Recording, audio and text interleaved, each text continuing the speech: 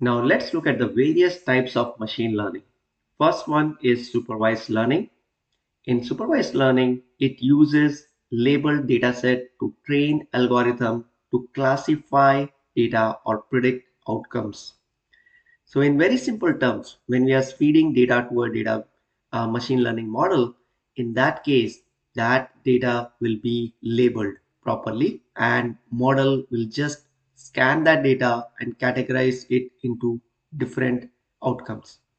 Supervised learning helps organizations solve variety of real world problems. And one of the good example is all of us uses email service like Gmail, Hotmail, and various other email services.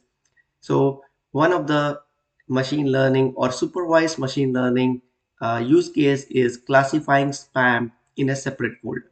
So when the email come, the machine learning model will automatically detect whether this is a good email or it is a spam, and if it goes through certain criteria, then it will move that specific email to spam folder. And in supervised learning, it uses various algorithms and computational techniques like neural network, linear regression, support vector mechanism, and much more. And we will look into more details about each one of them in next chapter. And now let's talk about some of the use cases of supervised learning. Few of them include predicting real estate prices. So as we know that real estate prices are affected by many factors like interest rates, government sentiments, buyer sentiments, and the location of the property and so forth. So based on these labeled input, machine learning model will predict the future prices of real estate.